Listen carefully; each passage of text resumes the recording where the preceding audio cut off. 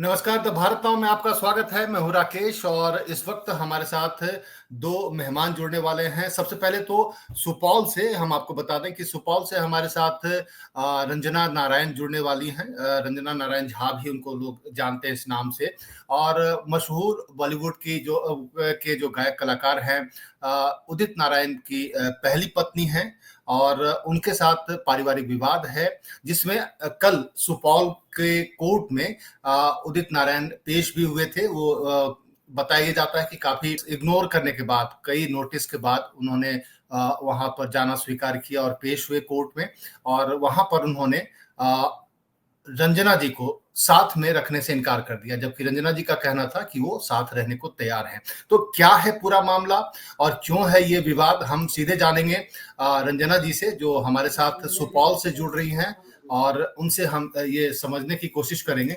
रंजना जी, क्या है पूरा मामला? जैसे जो हम लोगों को जानकारी है, आपकी जो शादी शायद नेपाल में हुई थी 1981-82 के आसपास। नमस्कार।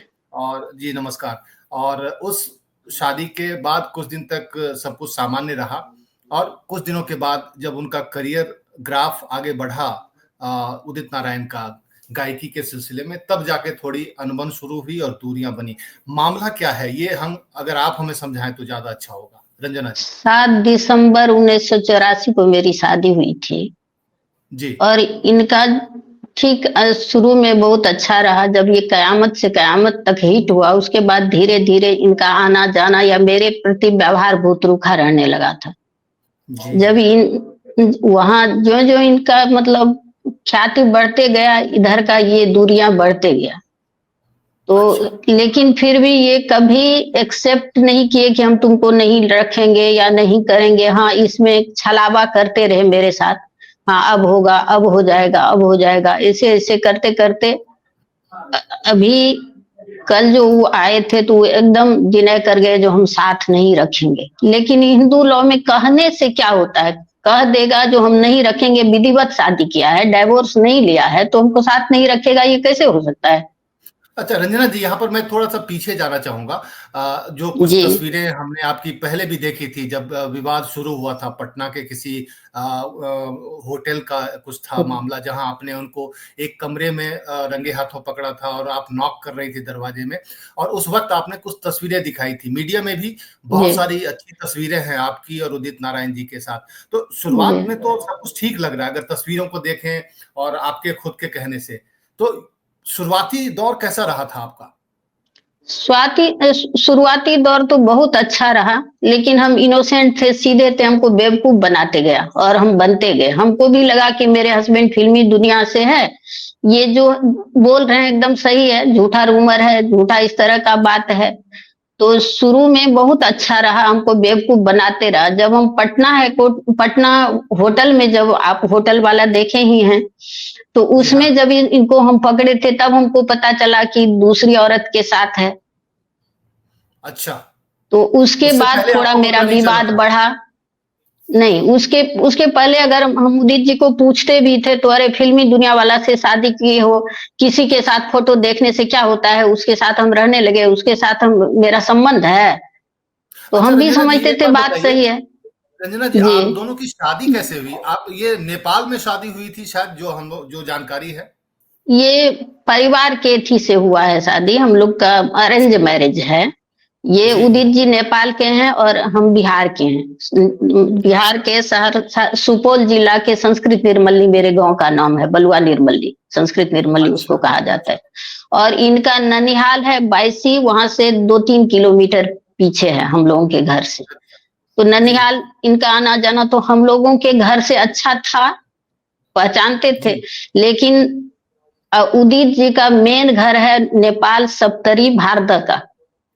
तो ये क्या तो ये अरेंज मैरिज। नेपाली नेपाली नागरिक हैं क्या?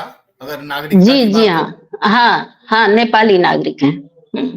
अच्छा, तो जो पटना वाला मामला हुआ, उसके बाद आपका जो केस था वो शायद महिला आयोग पहुंचा था। वहां क्या हुआ? जी, महिला आयोग में ये एक्सेप्ट किए कि हम अपने स्टैंडर्ड के हिसाब से रखेंगे और हम आते जाते रहेंगे, मतलब रिलेशन सौहार्दपूर्ण रहेगा हम दोनों का। और ये मेंटेनेंस भी करेंगे हम अपने स्टैंडर्ड के हिसाब से करेंगे, लेकिन ये कुछ किए नहीं। अच्छा। अभी तक कोई फुलफिल नहीं। 2-3 साल पहले यहाँ आए भी थे, नेपाल नेपाल जी। आए थे, और मतलब मेरे मायके भी गए, वहां भी सबसे गलती माने कि हाँ हमसे गलती हो गया, अब रिलेशन खराब नहीं रहेगा, अब अच्छा हम आना जाना करते रहेंगे, अब हम निश्चिंत हो गए हैं, ये हो गए। और अच्छा। नेपाल भी आए, लेकिन इनके जाने के बाद फिर इनका वही रवैया है। तो अभी का जो मामला है, विवाद जी आपका बहुत लंबे समय से चल रहा था। आपने 2022 में सुपौल में केस फाइल किया है। जी जी जी। तो ऐसी क्या ये दिक्कत मामला मजबूरी आ गई? मजबूरी ये आ गई कि न ये आते हैं, न साथ रखते हैं, न कोई। हम बीमार रहने लगे हैं, हम अकेले हैं, तो बीमार रहने लगे हैं तो अब तो साथ रखना चाहिए। अब तो बम्बई में तुम दूसरा घर लो, उसमें रहो, या यहाँ मेरे साथ रहो। लेकिन नहीं, अच्छा। दो में से कुछ नहीं कर रहे हैं, तो यही विवाद है। और नेपाल में, या नेपाल जो मेरा घर है, इसको बेच दिए हैं। सारा पैसा ये उदित नारायण लेके चले गए। देखिए, तो कौन सा घर यहाँ हम बेचा रेंट के, उन्होंने? कौन सा घर नेपाल बेचा उन्होंने? में जो मेरे पिताजी ये कागज है मेरे पास। हम जब 40 साल पहले अपने पिताजी के पास जाते थे, तो बोलते थे जो, मतलब लोग क्या कहेंगे, समाज क्या कहेंगे, तुमको तो रहना है। तो छोटा छोटा अमाउंट हमको मिलता था, जिसमें हम यहाँ कुछ जमीन खरीदे। उसको भी उदित जी जब आए 2-3 साल पहले, तो पैसा उठा के चले गए, तुम्हारा अकाउंट में जमा कर देंगे। तो मेरे पास तो यहाँ भी रहने के लिए अब कुछ नहीं है। तो उदित जी अगर साथ नहीं रखेंगे तो हम कहाँ जाएंगे? डाइवोर्स लेकिन तो नहीं हुआ है ना, हमको छोड़ा तो नहीं उदित है। जी का कहना है, रंजना जी, उदित जी का जी कहना है, कई मीडिया हाउसेस को जो उन्होंने इंटरव्यू दिया कि एक फ्लैट दिए, उसको कुछ जमीन भी दिया है, जमीन शायद आपने बेच लिए हैं और मकान को किराए पे लगा दिया है, ऐसा उन्होंने आरोप लगाया है। इसमें कितनी जी, सच्चाई है? ये सरासर झूठ है। कहीं पर हमको कोई न मकान दिए हैं, न मंथली कुछ पैसा दिए हैं। 15,000 रुपया दिए देते थे, उससे अभी आकर के जब 2022 में हम ये केस किए तब 25 पर आए हैं। और कोई चीज नहीं, उसी में हम रेंट में रह रहे हैं। रेंट लगाए नहीं, कहाँ से लगाएंगे? गवाह है मेरे पास, जो उदित जी के हाथ में पैसा दिए हैं, तो गवाह जी। है मेरे पास, लिखित है महिला आयोग का। कल जज साहब जब ये चीज पूछे कि आप लिखित को क्या माने, कितना आप दे रहे हैं, तो लिखित नहीं, ये झूठा है। तो महिला आयोग का कागज जज साहब बोले कि स्टाम्प है महिला आयोग का, आपका सिग्नेचर है, आप इसको कैसे झूठा कह सकते हैं? लेकिन उठ जी। के उनको देखे पढ़े, फिर भी बोले ये झूठा है। तो जब आप लिखित को झूठा कह रहे हैं, आप गवाह को झूठा कह रहे हैं, तब तो कोई बात ही नहीं है। कहीं अच्छा, दिखाएगा ना जो कहाँ। रंजना जी, जो महिला आयोग जी, का कागज है जिसपे सिग्नेचर है, उसपे क्या लिखा हुआ है? ये अभी तो हम साथ में लेके नहीं बैठे हैं, तो हम नहीं, आपको तो उसमें क्या भेज देंगे। 25,000 रुपया मेंटेनेंस की बात चालीस उसमें हजार लिखी हुई रुपया है? जी नहीं, अच्छा। 40,000 रुपया, और एग्जीबिशन रोड, फ्रेजर रोड और बोरिंग रोड में घर देंगे। तीनों में से एक जगह, अच्छा। बोरिंग रोड, एग्जीबिशन रोड और फ्रेजर रोड, 3 जगह में से एक जगह कहीं एक घर देंगे। और चालीस अच्छा। हजार रुपया मंथली देंगे, और मेरा रिलेशन अच्छा रहेगा, हम आते जाते रहेंगे। ये क्या किए, कुछ दिन के बाद मेरे वकील को प्लेन का टिकट भेजे, अरुण कुमार नाम है उस वकील का, और उनको बुला लिए बम्बई। बम्बई अच्छा। बुलाए, उसके बाद जब तक वकील लौट के आए, मेरा पैसा बंद हो गया। 4 महीना अच्छा। हमको कंटिन्यू 40,000 रुपया दिया। उसके तीन बाद? चार महीना उसके बाद बंद हो गया पैसा। तो हम तो वहां रेंट के घर में रह रहे थे, हम तो परेशान हो गए, क्योंकि जी। 3 महीना 3 वकीले को दिए। 3 ठो वकील को ये कमिटमेंट हुआ था कि मंथली हमको जितना मिलेगा उसमें एक एक महीना का आप लोग को देंगे सैलरी। तो अच्छा। 3 महीना तो मेरा चला गया, मेरे पास तो 1-2 महीना का रहा। उसके बाद पैसा बंद हो गया, तो उस वकील के पास हम जाने लगे, भैया मेरा तो पैसा बंद हो गया, अब हम क्या करें, कैसे रहें? वो कुछ जवाब नहीं देते थे। हम क्या करें, आप जाइए बम्बई। बम्बई जाकर के बात की, महिला आयोग भी गए, वहां भी मंजू प्रकाश तो हट गई थी, और कोई बात नहीं हुआ। लास्ट में एक जी। एक जिनका नाम मैं नहीं लूंगी, वो जी। आदमी मदद किए, तो हमको 15,000 रुपया महीना देना शुरू किया। 15,000। ये जब गांव आए तो हमको बोले तुम महिला आयोग में जा करके लिख के दे दो कि हमको पैसा नहीं चाहिए, तो हम तुमको 25 कर देंगे। हम भी सीधे थे, हम चले गए महिला आयोग। महिला आयोग गए क्योंकि हमको लगा रिलेशन अब ठीक है। संजोग ऐसा था जो उस रोज हम केस का नंबर नहीं पता नहीं याद था, नहीं दे पाए, तो मेरा नहीं, ये जो था मेरा एप्लीकेशन वहां पर नहीं सबमिट हुआ, तो हम आ गए। उसके बाद उदित जी हमको फोन करते हैं कि तुम तो आज गई थी महिला आयोग। हम बोले हाँ गए थे। तो ठीक है, अब तुमको हम 25,000 कर देते हैं, लेकिन जा करके महिला आयोग में लिखित दे दो। तो हम बोले तब तो इसका मतलब है वहां जो प्रभारी विकलांग है, प्रभारी है विकलांग है महिला आयोग में, बिहार राज्य महिला आयोग में, वो तो आपसे मिली हुई है, तब ना आपको सारा रिपोर्ट, हम गए वहां आपको रिपोर्ट पता चल गया। जबकि मेरा तो एप्लीकेशन वहां लिया नहीं। तो जब सबमिट नहीं हुआ मेरा एप्लीकेशन, तो फिर आपको ये न्यूज कैसे आपको पता चला? तो हम जाएंगे बिहार राज्य नहीं जाएंगे, अब हम दिल्ली जाएंगे, दिल्ली महिला आयोग जाएंगे। जब ये चीज बोले तब 25,000 रुपया मेरे पास आने लगा। तो ये चीज कब वो बंद करते हैं कब देते हैं, ये तो कोई निर्णय नहीं हुआ। मतलब कुल मिला के अभी तक आपको बहुत ज्यादा राहत नहीं मिली है, सिवाय कि एक आपको खर्चा के तौर पे 25,000 रुपया महीना मिल रहा है। अभी भी 25,000 है? उसी में हमको रेंट भी देना है, खाना भी करना है, दवाई भी उसी में करना है, कैसे करें? दूसरा, हम पैसा के लिए लड़ नहीं रहे हैं। जब महिला आयोग में ये कमिटमेंट हुआ था तो ये नहीं हुआ था कि तुम हमको छोड़ दो, साथ नहीं रखोगे। तलाक लेकर के तब वो दूसरी औरत को साथ रखता है। दूसरी औरत का मतलब क्या होता है? रखे। अगर किसी औरत का सम्मान करता या पत्नी का या का, तो चाहे तो हमको तलाक दे करके उसको सम्मान के साथ रखता। उसको तो कानूनी, उसको भी तो नहीं मिल रहा है इज्जत। जब तक हिंदू लॉ में जब तक डाइवोर्स नहीं हुआ है, पत्नी है, तब तक दूसरी औरत को क्या कहा जाता है? कहा जाता है। तो उसको भी तो सम्मान दे। तलाक दे दिया रहता, काहे हमको इतना दिन 40 साल से हमको बरगला के रखा, और अब कहता है नहीं रखेंगे। केवल बोल देने से नहीं होगा, नहीं रखेंगे। ठीक है, वो साथ नहीं रखना चाहते, दूसरा फ्लैट, एक फ्लैट और खरीदे बम्बई में। अच्छा, एक बात ये बताइए रंजना जी, तलाक जी कंसेंट से होता है, तलाक में कौन तलाक देने को तैयार नहीं है? आप देने को तैयार नहीं है या उदित नारायण? ये हम कैसे अब दे दे तलाक? इस उम्र में हम तलाक दे देंगे? हम कोई दूसरा मर्द से शादी करना चाहते हैं जो तलाक दे देंगे? वो तो दूसरी औरत को के साथ रह रहा है, उसको ना तलाक देना होगा कि नहीं, वो ना निर्णय करेगा इस बात का।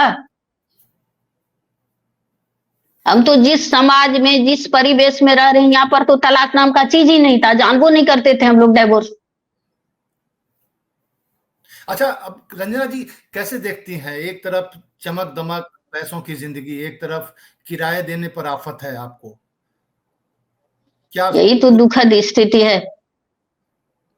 एक तरफ चमक दमक का जिंदगी है, ये आप कोई भी मानव जो भी है, कोई भी ये सोच सकता है कि जो हम कैसे रह रहे हैं, मेरा दिल क्या सोचता होगा, हम कैसे रहते हैं। एक शादी करके लाया है तो कम से कम इज्जत से रखता। तो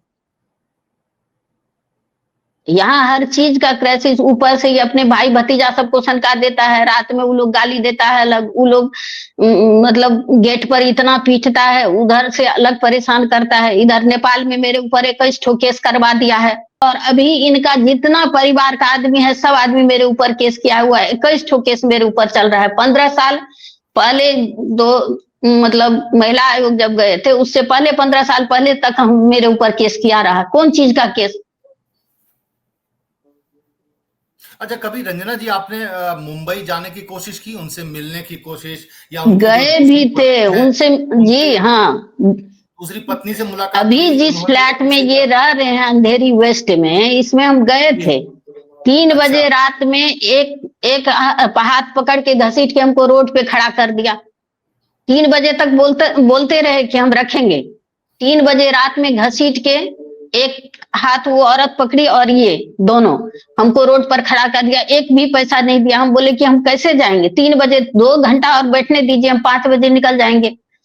तो नहीं रहने दिया, घसीट के हमको रोड पे खड़ा। मेरे पास पैसा भी नहीं था, तब हम कान वाला बेच के आए हैं अपने घर। उदित नारायण ने आपका हाथ पकड़ के 3 बजे रात में बाहर कर दिया घर से। घसीट घसीट के रोड पे खड़ा कर दिया। और हम इतने सीधे थे, इतने बेवकूफ थे, गांव घर की महिला, हम कहाँ पुलिस थाना जाए, मेरे पास पैसा नहीं था, मेरे पास कुछ भी नहीं था। तो अब क्या मामला है? सुपौल में क्या बात हुई? जो कल कोर्ट में पेशी हुई थी, उसमें क्या बातचीत हुई? ये बोले, उदित जी बोले कि हम लड़ेंगे, हम रखेंगे नहीं, हम लड़ेंगे। और देने, ये जो जज साहब जब पूछे कि आप क्या क्या कमिटमेंट फुलफिल किए हैं, तो कमिटमेंट किए ही नहीं, मात्र 15,000 का कमिटमेंट है, लिखित को नहीं मान रहे हैं। रंजना जी, पूरी बात हमने सुनी है और हमारे साथ पटना हाई कोर्ट की सीनियर एडवोकेट हैं अर्चना सिन्हा जी जुड़ गई हैं। जी, और अर्चना जी नमस्ते।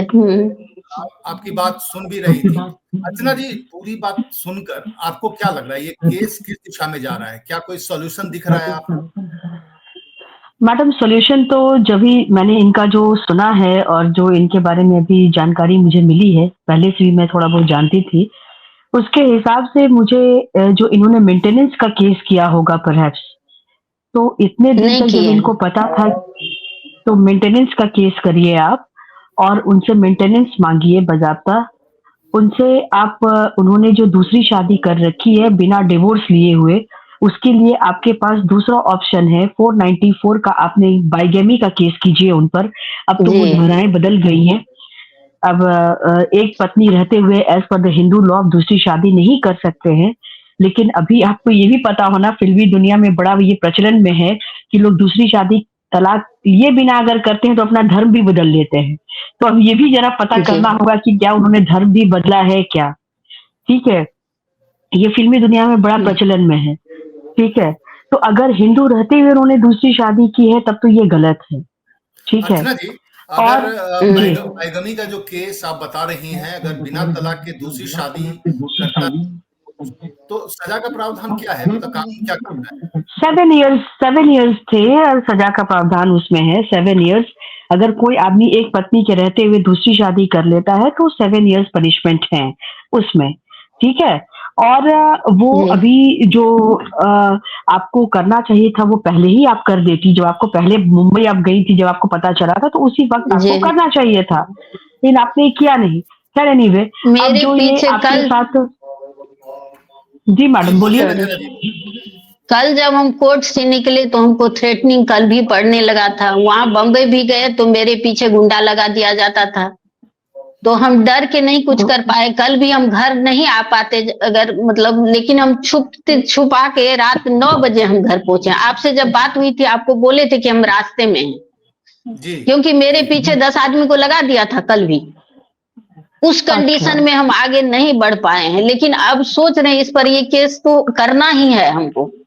ऐसा, ये जब फैमिली डिस्प्यूट की जब बातें आ रही हैं तो उसमें ये ऐसा नहीं है कि इनको कोई क्रिमिनल एक्टिविटीज इन्होंने कुछ किया हुआ है। इनको अगर खतरा अपनी जान का बना हुआ है तो ये प्रोटेक्शन मांगे कोर्ट से, प्रोटेक्शन जी, का कोर्ट से डिमांड करें कि हमको प्रोटेक्शन चाहिए, मेरे लाइफ पे खतरा है, ये हाई प्रोफाइल लोग हैं और मुझे लगता है कि मेरे ऊपर जानलेवा हमला हो सकता है।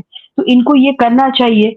और जहाँ तक है कि अभी तक इन्होंने मेंटेनेंस का केस नहीं किया, ये ऊपरी-ऊपरी चल रही हैं महिला आयोग में या मीडिएशन के थ्रू जो इनको मिल रहा है या एडवोकेट बीच में जाकर के सेट हो जा रहे हैं। तो ये सब के लिए आपके पास प्रॉपर फोरम है। एडवोकेट अगर मुंबई जा करके बदल गए, आपके फेवर में बातें नहीं कर रहे हैं, तो आप बिहार बार काउंसिल में कंप्लेन करें उनके खिलाफ। और अच्छा, मैडम अगर आपके हस्बैंड से आपको मेंटेनेंस प्रॉपर्ली नहीं मिल रहा है तो आप 125 में आपको केस करना चाहिए था मेंटेनेंस के लिए। जी आपको डिवोर्स नहीं चाहिए, आपने सेक्शन 9 का पिटीशन डाला होगा रेस्ट्रिक्शन ऑफ कंजुगल राइट्स के लिए, वो डालिए जी। कि भाई अच्छा अगर वो शादी इलीगल है, वो शादी इलीगल है, मैं उसकी लीगली वेडेड वाइफ हूँ, मुझे उनके साथ रहना है, आप मुझे कोर्ट के आदेश से भी ले जाइए। तो ये सारे जी आपको आपके पास कानूनी आपके पास रास्ते हैं जो आप अपना सकती हैं। जी। अब इस केस में क्या रास्ता दिख रहा है रंजना जी के लिए? एक तो आपने बोला कि रंजना जी को मेंटेनेंस हाँ, रंजना जी के लिए सबसे अभी आसान तरीका है कि अगर उदित जी नहीं मान रहे हैं तो अगर आपको अपना लाइफ का थ्रेट है तो उसके लिए कोर्ट से प्रोटेक्शन मांगिए। दूसरा, एक मेंटेनेंस का केस फाइल कीजिए, बाइगेमी का केस फाइल कीजिए, और ये डोमेस्टिक वायलेंस एक्ट में आप शेल्टर ऑफ होम मांगिए कि हमको घर में रहने की परमिशन दी जाए, उनके ही घर में। जी जी जी जी। जब डिवोर्स मेरा नहीं हुआ है तो मैं उनके घर में रह सकती हूँ, उसका परमिशन मांगिए आप कोर्ट से। अच्छा, मतलब मैं पहले जो जो वकील मुंबई गए उन्होंने कुछ गड़बड़ी जरूर की है, क्योंकि उसके बाद उनका जो पैसा आ रहा था मेंटेनेंस का वो भी रुक गया था। तो कुछ गड़बड़ी बातें एज सच उन्होंने इनकी एज सच वो ऑन पेपर तो कुछ कर नहीं सकते मैडम, लॉ से पूरी जानकार नहीं है, इसीलिए हो सकता है उन्होंने कोर्ट की पैरवी बंद कर दी। कोर्ट में के सामने मेंटेनेंस मांगने का जो एक एडवोकेट का काम होता है कि अपने क्लाइंट के लिए मेंटेनेंस मांगे, या मेंटेनेंस नहीं मिला है तो इस मुद्दे को कोर्ट के सामने रखे, उसको उन्होंने रखना बंद कर दिया। ये हो सकता है, ऑन पेपर इनके बिहाफ में तो कुछ कर नहीं सकते। मतलब अभी रंजना जी के पास 3 रास्ते हैं जो आप बता रही हैं। पहला रास्ता है मेंटेनेंस का केस फाइल करना, मेंटेनेंस का केस।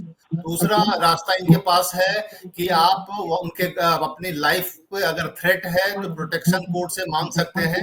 और जो तीसरा रास्ता आपने बताया, बाइगमी का केस उदित नारायण पर होना चाहिए, क्योंकि उन्होंने bigamy and restriction of conjugal rights, restriction of conjugal rights का केस करिए, सेक्शन 9 की पिटीशन डालिए आप।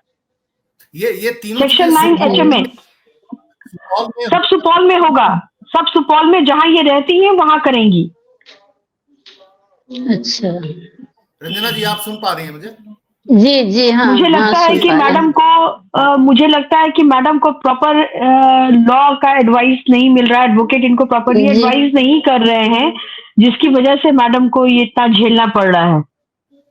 अभी उदित जी जैसे मतलब हाई कोर्ट भी चले गए हैं। किस केस में हाई कोर्ट आए हैं? ये अभी तो नहीं, पूरा मेरे वकील पढ़े नहीं हैं, तो इसमें आपको अगर कागज भेजें तो आप देख सकती हैं। देख लेंगे मैडम, कोई दिक्कत नहीं है। ठीक है। तो क्या उदित जी हाई कोर्ट किस बात को लेकर जा सकती हैं? संभावित क्या है अर्चना जी, क्या हो सकता है? हो सकता है कि कोर्ट ने कोई इनको मेंटेनेंस का जो ऑर्डर किया होगा उसके अगेंस्ट में गए होंगे, या हो सकता है सारे मैटर को ट्रांसफर करवाने के लिए गए होंगे, तो पेपर देखने पर ही पता चलेगा।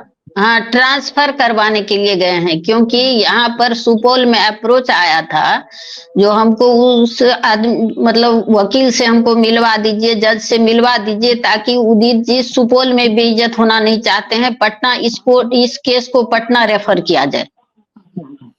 मतलब पटना में उनके संबंध अच्छे हैं तो वो चाह रहे हैं। जी, पटना आना जाना भी आसान है, शायद मुंबई से आसान है, मेरे लिए कठिन होगा, उनके लिए आसान होगा। जी जी। लेकिन अर्चना जी रंजना जी कैसे आएंगी और जाएंगी?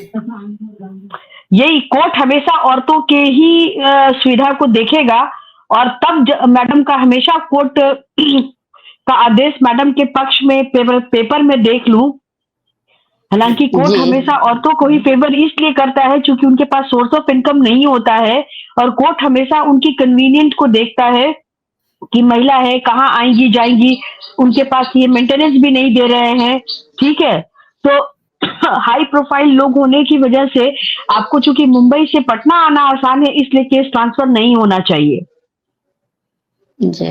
चलिए रंजना जी, मुझे उम्मीद है कि आप अर्चना जी की बात को समझ पा रही होंगी। अर्चना जी ने आपको 3 रास्ते बताए हैं। अर्चना जी एक बार 3 जो आपने ऑप्शन बताए फिर से बता दीजिए, तो फिर मैं इस बातचीत को वाइंड अप करूंगा। 125 मेंटेनेंस का केस आप फाइल कीजिए। आप अपने सीधे आप सेक्शन मत बताइए, अपने वकील साहब को बोलिए कि मुझे मेंटेनेंस का केस फाइल करना है जी। मुझे मेंटेनेंस के केस के अलावा बाइगेमी का केस करना है, इन्होंने दूसरी शादी किया हुआ है उसके अगेंस्ट में केस करना है, और तीसरा आप ये बताएंगे कि मुझे रेस्ट्रिक्शन ऑफ कंजुगल मतलब अपने पारिवारिक जिंदगी को दोनों पति पत्नी को साथ रहने का केस करना है, रेस्ट्रिक्शन ऑफ कंजुगल राइट्स का केस करना है। ठीक है, ये 3 केसेस तो आप करें ही। चौथा केस आप अपनी प्रोटेक्शन के लिए, आपको अपनी जिंदगी का भय है कि लोग, उनके परिवार के लोग आपको डांटते हैं, गाली देते हैं, तो प्रोटेक्शन के लिए भी आप कोर्ट में पिटीशन डाल सकती है। जी और एक और आपने बताया कि उनके ही घर में रहने की अनुमति मांगने वो के दैट लिए इज भी डोमेस्टिक वायलेंस एक्ट में वो कर सकती है, पिटीशन डाल सकती है। कि साथ ये रहने सारे की केसेस अनुमति आपको, जी, सारे केसेस आपको वहीं पे करने होंगे, सुपौल में ही करने होंगे। सुपौल में ही। जी अच्छा जी। तो रंजना जी, हमें उम्मीद है कि आपको रा- जो सजेशंस मिले हैं अर्चना जी से, वो आपके जी काम आएगा। जी और हमें ये भी उम्मीद है कि मामला आप जिस तरीके से चाह रही हैं सुलझाना, उसमें तो कठिनाई जी दिख रही है। अगर साफ तौर पर कोई व्यक्ति नकार दे कि मुझे रखना ही नहीं है, अगर कोई डिक्लाइन करता है अर्चना जी, तो रास्ता फिर और क्या बनता है? अगर वो कोई साफ तौर पर मना कर दे कि मैं नहीं रखूंगा, फिर क्या होगा? नहीं रखेंगे तो डिवोर्स फाइल कीजिए। आप हमको एक प्रॉपर एक परमानेंट एलिमनी दे दीजिए, परमानेंट एलिमनी दो मुझे, डिवोर्स फाइल करोगे ना, ऐसे तो लटका के नहीं रखोगे। आपको मेरे साथ नहीं रहना है तो आप डाइवोर्स पिटीशन फाइल कीजिए और परमानेंट एलिमनी दो मुझे। परमानेंट एलिमनी भी है, उसके बाद उस एलिमनी के तौर पे रहने का घर भी हो सकता है, और बाकी बिल्कुल, परमानेंट एलिमनी में उनके स्टेटस के हिसाब से कुछ भी हो सकता है, ह्यूज अमाउंट हो, घर हो, अमाउंट के साथ घर हो। जी चलिए ठीक है, हम एक रंजना जी, आप कागज कुछ कहना भेजेंगे। चाहेंगी? जी रंजना जी, कुछ आप कहना नहीं, हम चाहेंगी? कागज भेजेंगे। नहीं, हमको रास्ता तो दिखाई दिया, इनके अर्चना जी के सलाह से हमको रास्ता कुछ दिखाई दे रहा है, कुछ न कुछ तो समाधान होगा ना। तो बिल्कुल। इनको और हम आप यहाँ पेपर पे भेजेंगे। पटना हाई कोर्ट में जो उदित जी ने जो केस किया है उसके जी अगेंस्ट जी में आप यहाँ अपने लॉयर को रख करके अपोज करवा सकते हो ठीक ठीक ठीक, थैंक कि यू। मैटर को ट्रांसफर ना किया जाए। और जी, मैं आपसे ये कहना चाह रहा था कि क्या उम्मीद लग रही है कि समझौता हो जाएगा? आपको कोई उम्मीद, कहीं आपके जहन में ऐसी बात आ रही हो कि सारे किसको? पक्ष हमें? उम्मीद तो है। जी अगर जी इनका अगर इनकी ट्रांसफर पिटीशन खारिज हो जाती है तो वो, मुझे लगता है कि वो कॉम्प्रोमाइज सेटलमेंट पे आएंगे। और मैंने मैडम को जो तीनों केस बताए हैं, अगर ये कर देती हैं तो फिर वो कितने केसेस को ट्रांसफर करेंगे? ये जिस केस के ट्रांसफर के लिए आए हैं मैडम, वो कौन सा केस है? चलिए ठीक है, वो ये डॉक्यूमेंट मैं भिजवाता हूँ रंजना जी जी से जी आप, और जी फिर आप बताइएगा। रंजना जी से मैं ये जानना चाहूंगा, क्या रंजना जी आपको आ, समझौते की कोई उम्मीद नजर आ रही है? कल आए थे आपके पति उदित नारायण, कुछ लग रहा है नहीं, कि कोई कल तक तो पॉजिटिव नहीं था। रिस्पॉन्स है अभी कुछ? अभी इनके अर्चना जी के बातों से लग रहा है, जो हम अगर इस तरह से आगे बढ़ेंगे तो कुछ ना कुछ होगा समझौता। क्योंकि बाकी क्योंकि हम जिंदगी भी इतना अकेले, कान। जी आपको जी अकेले ही जी गुजारने की हिम्मत जुटानी पड़ेगी, क्योंकि जो उनके तेवर हैं उम्मीद जी कम लग जी रही है कि हाँ। आपको साथ रखेंगे और हम्म। समझौता होगा, मुझे ऐसा कम लग रहा है। मेरा मानना जी है कि इतने मामले गंदे हो जाने के बाद जब मामला कोर्ट कचहरी तक पहुंच गया है, तो मेरा ये मानना है, मैं ये समझती हूँ कि सेटलमेंट कर लेना ही फायदेमंद है। जी जी एक सेटलमेंट कर लें और सेटलमेंट करके ही मामला को फिनिश करें। और हर आदमी को सम्मानीय जिंदगी गुजारने की आवश्यकता है, चाहे उदित जी की भी दूसरी वाइफ ही क्यों ना हो, वो बेचारी की भी तो अपनी आइडेंटिटी एक अधर में लटकी हुई है। जी हाँ, जी बिल्कुल। एक पत्नी के रहते हुए दूसरी पत्नी का क्या व्यक्तित्व और क्या अस्तित्व है, ये तो वही समझ रही होंगी। जी तो इसलिए मेरा ये मानना है कि उनको भी सामान्य जिंदगी गुजारने का ये अवसर मिलना चाहिए। और वो अगर इस रिकॉर्डिंग को, ये इस न्यूज को सुन रही होंगी, तो उनको अपने पति को कन्विंस करना चाहिए कि now close this matter, settle the issue. हाँ, किसी ये बात एक है लेडी अर्चना का जी। कोई पारिवारिक जिंदगी किसी के आप पे और किसी के पे नहीं चलना चाहिए। और जब आपको सम्मान ही नहीं मिल रहा है तो उस पति के साथ जबरदस्ती रहने से कोई फायदा नहीं है। आप एक हैंडसम अमाउंट लीजिए और सेटलमेंट करके मैडम सम्मानीय जिंदगी गुजारिए। आप इस एज में हैं, या उदित जी ने तो अपनी जिंदगी गुजार ली नए सिरे से, बट आप इस एज में हैं कि आप ना शादी कर सकती हैं और ना किसी पर डिपेंड रह सकती हैं। जी हाँ। तो तो आपको उदित जी एक तो न ऐसा, आगे बढ़ते हैं न पीछे, वो तो कहते हैं कुछ नहीं करेंगे, न रखेंगे, न आगे बढ़ेंगे, केवल लड़ेंगे। क्योंकि मैडम आप प्रॉपर तरीके से चली नहीं, आपके लोगों ने जी आपको जी हाँ। प्रॉपरली गाइड नहीं किया। तो अगर आप जी सही प्रॉपरली बात है। गाइड होंगी तो ये होना चाहिए। और मैं तो इस आपको सलाह दूंगी कि आप अगर कुछ सेटलमेंट होता है तो आप सेटलमेंट करके साइड हो जाइए। चलिए अब जबरदस्ती रहने से क्या फायदा।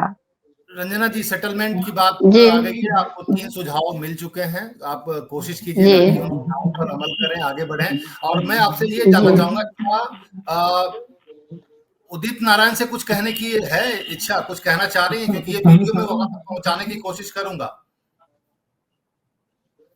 यही उम्मीद है कि इस समस्या का कुछ न कुछ समाधान करे, और क्या कहेंगे।